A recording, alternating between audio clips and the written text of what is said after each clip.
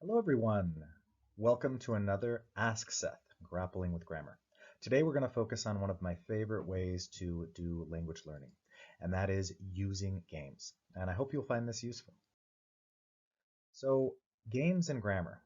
How do we use that? How do we do grammar games? Is it useful? Why should we use it? So, I'm going to first focus on my rationale. So, why should we play games in the classroom? How can we use it to help teaching grammar and learning?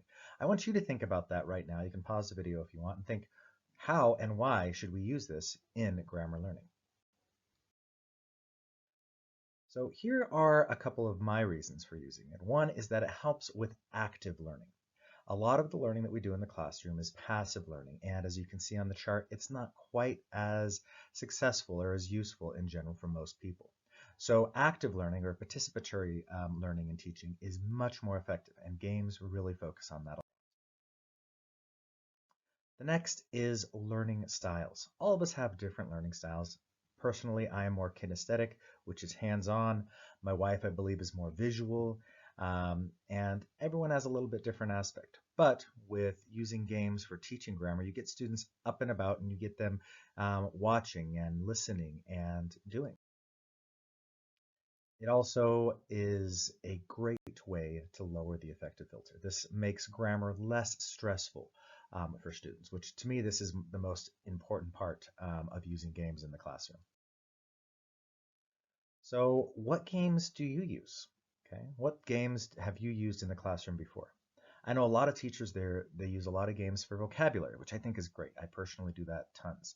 But you can also use them for grammar, and it's a great way to break up the monotony of grammar lessons sometimes.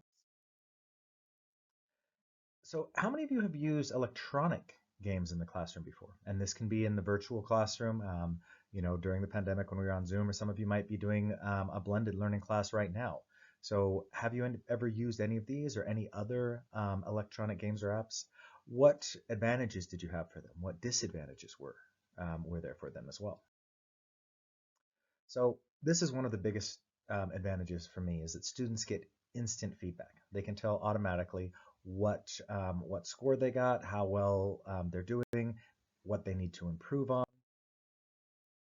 Teachers also get feedback as far as what the students have done as well. So they're like, students didn't get question 6. I really need to focus on that a little bit more in the class.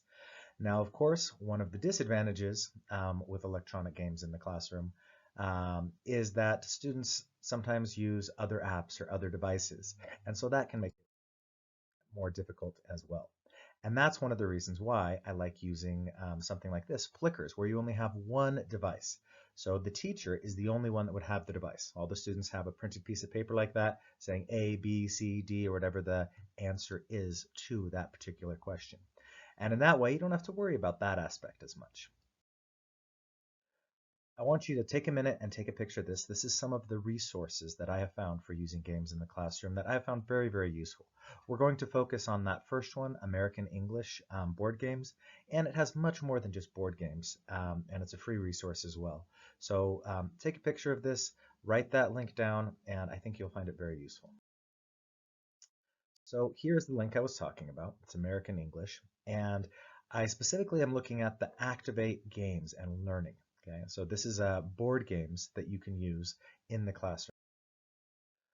So first you go to the table of contents. You can look at the different board games that might be available here.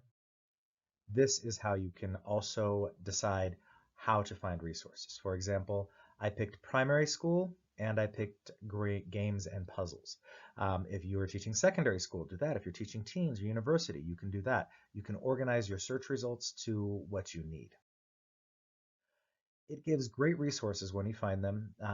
You can get the instructions for how to do the games, and you can also get the game board as well. And we'll discuss some of those activities that you can use later on too. This is a great grammar game that you can use from the website as well. Now this one, it focuses on the simple past. And it is great for any age level because you can just have the students do their sentences based on whatever their age is and based on whatever their skill level is as well. So step one, students get into groups of 3 or 4. Then step two, students decide who will take the first turn. They will play in clockwise order thereafter. And then step three, students will move their game pieces along the path according to the number indicated on the dice. So like a regular board game. After that, the students will read aloud the word that they have so that the rest of the group knows what word that they landed on. And then they will make a true statement about themselves in the past tense using that word. So for example, um, I roll and I land on, let's say, pets, okay? And it is in the category of yesterday. So I would say a sentence like, um, yesterday I saw my friend's pet, okay? And that would be a simple past tense, irregular verb as well, that students could focus on. For more advanced students, obviously you'd say, could you make that a little bit, a little more complicated of a sentence? And you can organize it how you wish. So this is another game that you could use, and I like this. It's a little higher grammar level, and it is would you rather do this or that and why? And it's a discussion, it's a conversation piece too. But you could have students gear it to specific grammar uses.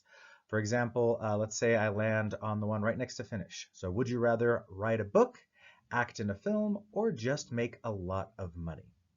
And for me, I love writing, so I would say I would rather write a book and make lots of money doing it because, and they'd say, oh no, that's cheating. You have to choose one or the other. But anyhow, it's a great conversation piece and it gets students, can get students engaged, and you can have them focus on particular grammar pieces as they're making these sentences in these conversations.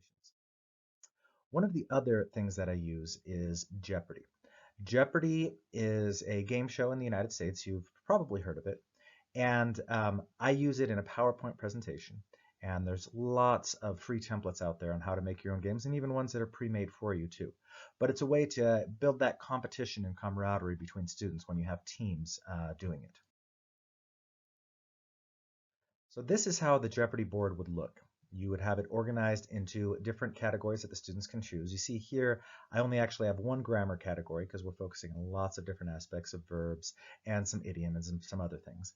But there'd be two teams, and one team would choose the grammar section or the idiom section or the random section, whatever they want, and then the level. And here's an example of what the grammar section would look like. So, fix the mistake in the sentence below. Did you went to the store yesterday? And then the students would have to figure out, okay, what is the correct answer here? And they'd have a time limit, of course, to answer. Did you go to the store yesterday? Did they get it right? Did they not? If they got it right, they got plus 50 points. If they got it wrong, they get minus 50 points. Of course, you can organize the scoring however you want. But doing this type of game really gets students, they have that camaraderie because they're working together in their own team. But then they have the competition, and because they're trying to beat the other team, and so they're trying to do better than they did before. This is an activity I like using for vocabulary-related grammar. And basically, you split into two teams, you split your class into two teams, and have one person from each team go to the board. A verb is called out in the present tense, and then the first person to write the verb correctly in the past tense gets the point. So the teacher would be standing in the back watching. If a person writes incorrectly, they run to the next person on their team and give them the marker to rewrite the verb correctly. Now, this can also be used for sentences and grammar. For example, you would write two sentences on the board, and then you would have students have to run up and correct the sentences until the sentences are grammatically correct. Maybe you could have multiple grammar mistakes in this as well, or just one or two, but the first team that gets the sentence completely grammatically correct with the same meaning would get the points. And this is a good way that you can get your students moving around a little bit, especially if you're in person. Of course, there's ways you would have to adapt this to a blended learning scenario, but it's a good way to get students active and to compete once against each other. This is probably one of my favorite things to use for the classroom when you're talking about using games for grammar. And this is build your own game. You can have the students make their own, okay? So CYOB, create your own board game. So have the students create it. It can be based on whatever categories you want it to. This can be grammar, it can be vocab, it can be lots of different things. You're going to separate into groups of about 4 or 5 students each, and then have them choose a topic or objective. In this case, it would be grammar. Then choose a game board, or they can make their own, and then they will start making the game. So these are things that you want to consider when you are making board games or create your own board games your students are going to be making. You want to make sure that you're just familiar with the concept of board games in your class, that you've done it before. You also want to reflect on what works and what doesn't work for your particular group of students. And make sure that they have regular routines for board games as well. And you want to model play what it's going to be like with the whole class before you divide the students into groups. As always, with any group activity, you want to monitor your groups and answer questions and make sure that there's some fairness in the way that they're doing it. So here are some teacher steps that you would be required to do or that you may want to do. Choose an objective or theme that you will be teaching with your class. So a grammar objective, a grammar topic. Create questions, prompts, or cues for each space. So you can add like chance, surprise, something to make it more unique, more fun, more random. And this really ups the gameplay for some of the students too, and make sure that students know about this as well. And you want to test the game before you play it in class. So if you're making your own game, you want to test it. If students are going to be making their own game, obviously they're going to test it with their own groups. Model that for your students as well, of course, and have the students play the game. If there's something you need to change it. So the last section focused more on you as the teacher creating your own game for the students. This next section is going to focus on the students creating their own game as a project. So when you're doing a student project with game making, you want to make sure students are familiar with the classroom games.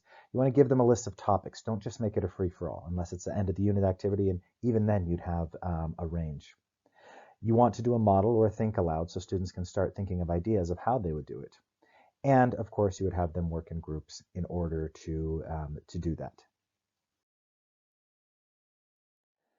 You want to correct and grade the board games when the students are finished making them. You want to give them a chance to make changes if it's needed, make sure that it's fair and accurate. And this is the best part. Students really like this. Have a game day in class where students play each other's games. So you have 5 groups, and then you switch. Group 1 will play Group 5's game, Group 2 will play Group 4's game, and so on, however you want to organize it. It's really a blast.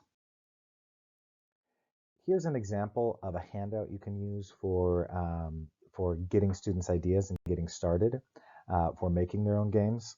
You can have them do objectives, have them have certain rules, prompts, questions. This is more of a brainstorm starter.